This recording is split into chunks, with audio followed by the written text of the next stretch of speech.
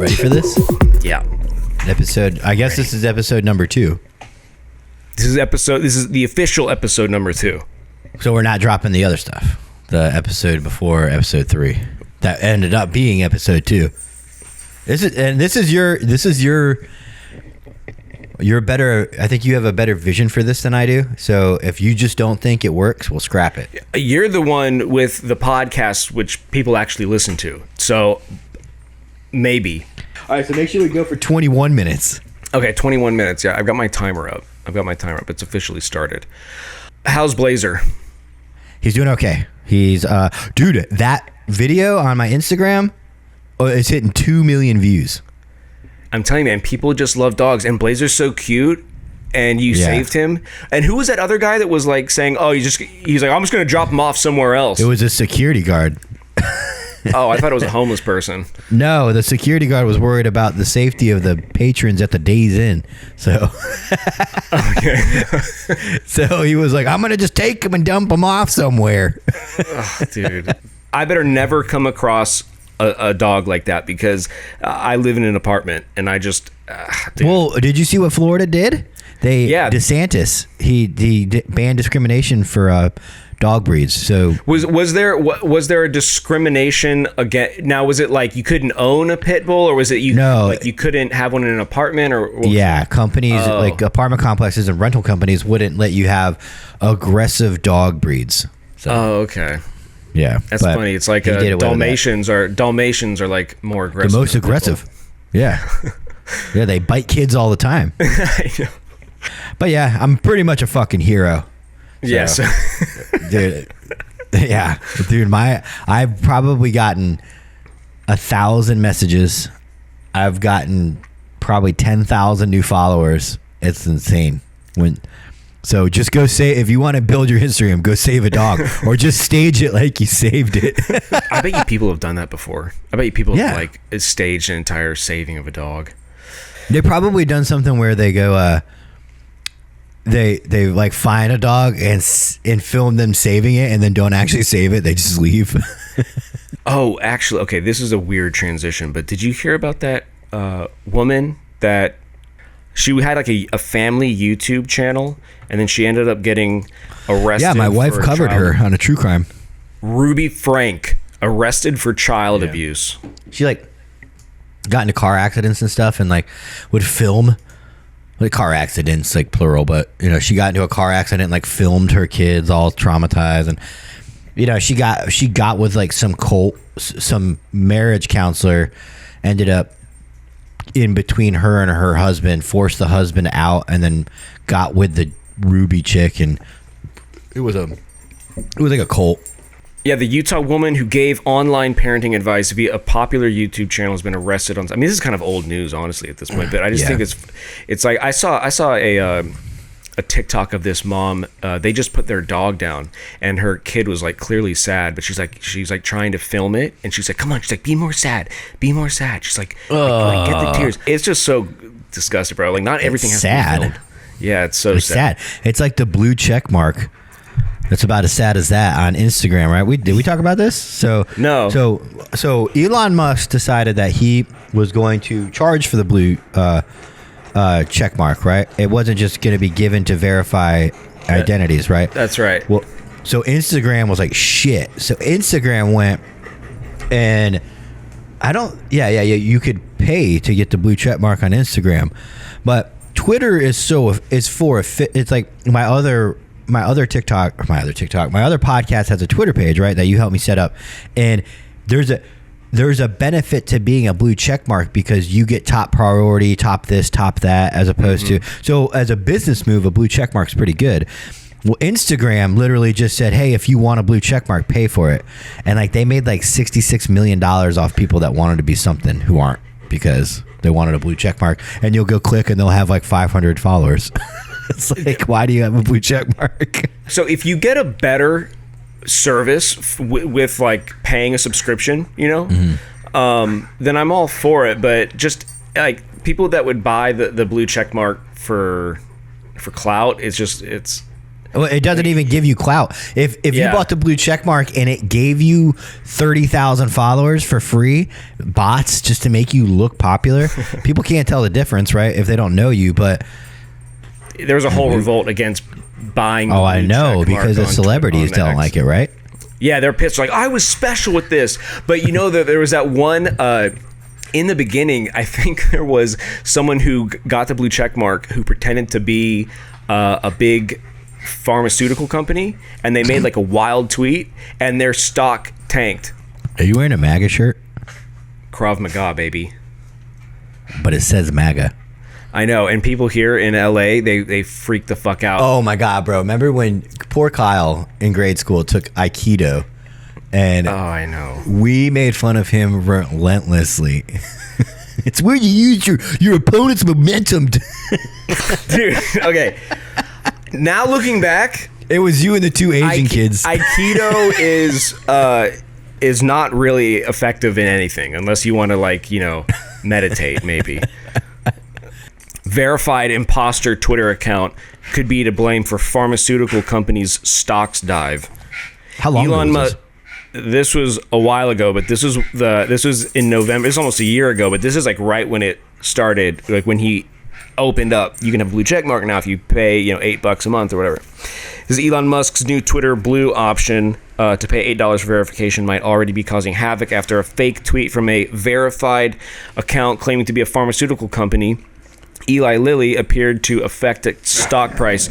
The company's stock dropped 2.2% Friday, and after a verified Twitter account impersonating the company issued the tweet, "We are excited to announce that that insulin is free now." And so they dumped like 2.2%, which is a lot for a big billion-dollar company. So the way stocks work is everybody saw that and pulled out. Yeah, they're like, oh shit, like they're giving insulin away for free. And so after that, Elon implemented the, you know, if you're going to be a parody account and you want the blue check mark, you have to have parody in your name.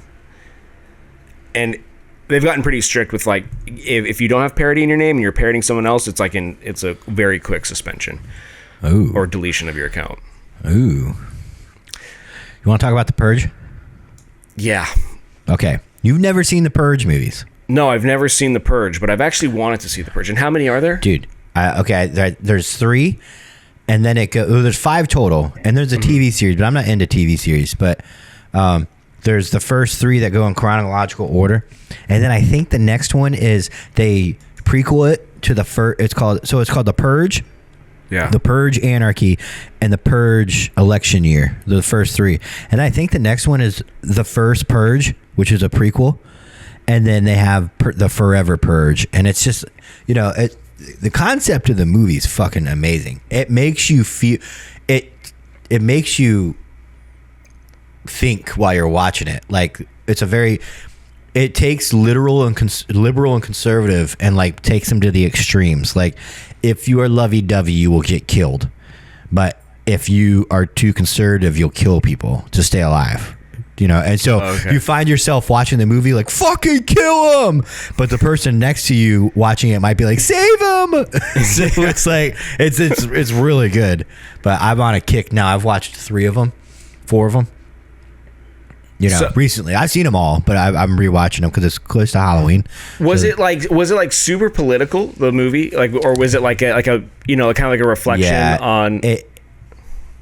Both. Yeah. Both. It's both. Yeah. It's a reflection on humanity, but it's also a little bit of a political twist. But it's fun. It's like a fun watch. Yeah, and they, you know, they're not too bad with the politics. They're not too bad. Some movies, like, they just go overboard and it's like, ugh. But, you know, they talk about how the Purge is, I don't want to ruin it, but, you know, it's like run by rich white men that the new founding fathers. So the NFFA, the new founding fathers of America, took over the government because our government was collapsing because of economic crisis and overpopulation. So then they do the annual purge. Crime went down almost to nothing. Violent crime.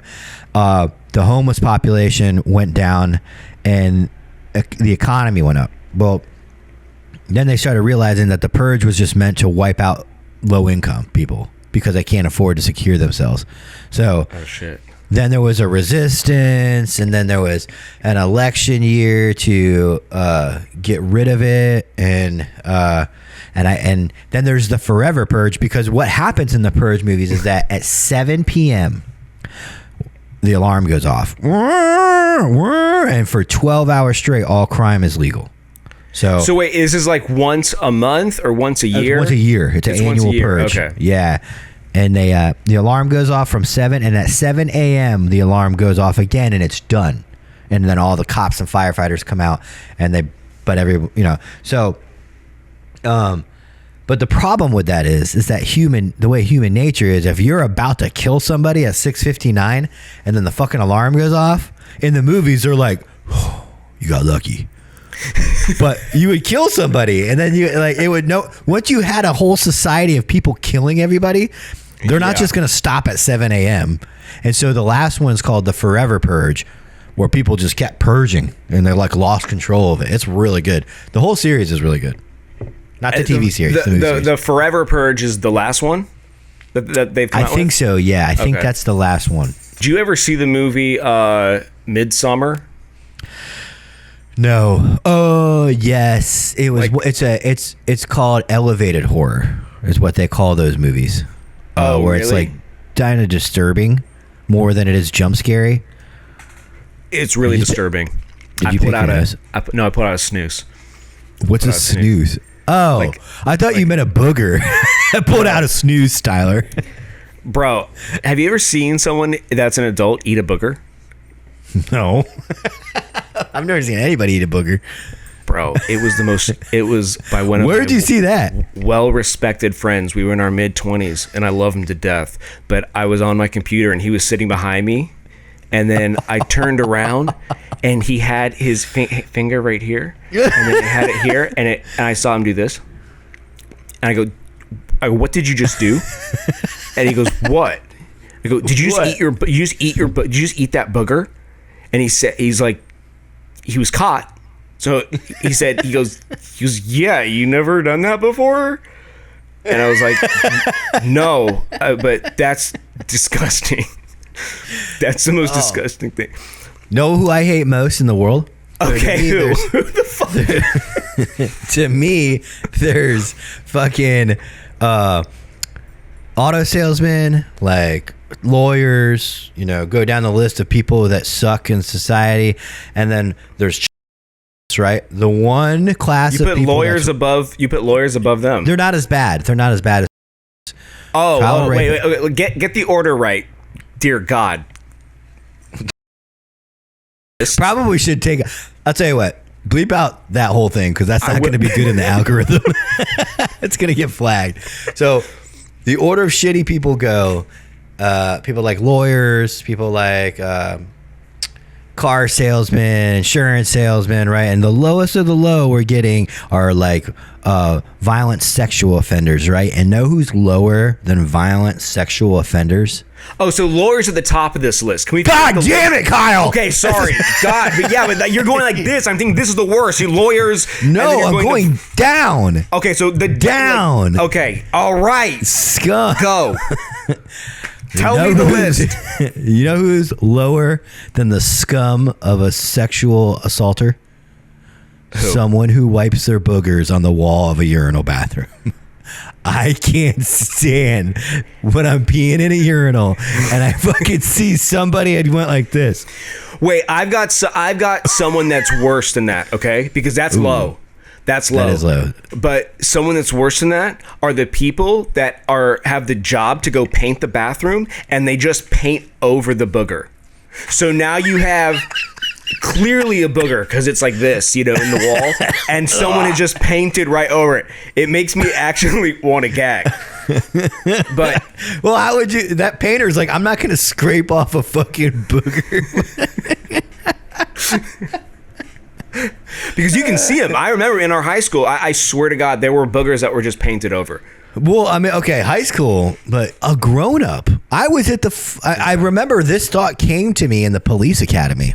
I was peeing in the police academy bathrooms. So clearly there's no kids there. There's no teenagers there. Yeah. These are grown-ups with guns and badges ready to protect you as a citizen in the Constitution. And they're wiping fucking boogers on the wall. That's so it's pretty disgusting, bro. And it's worse when they're like really like they're like mixed with like yellow and red. Because you know, blood, or maybe it took some skin on the way out. Jesus Christ. Man, you want to talk about our Baldur's Gate 3 clip? That was pretty cool. Yeah. Hey, Baldur's Gate 3. Baldur's Gate 3. Let me tell you about the game again, since where I'm at basically in it. Currently, I'm trying to make love to a character named Shadowheart, but she won't have me yet. And this has got to be a bit. This has got to be a bit for you to be super gay. You're not serious. You're not serious. He's not serious. Shadowheart is a beautiful cleric that has a devotion to her god, which I've been trying to like break her of because her god is clearly corrupt. And how you don't. That is why you tried Krav Maga, right? Because you're afraid of getting beat up. Keep going, Pat. Screw you!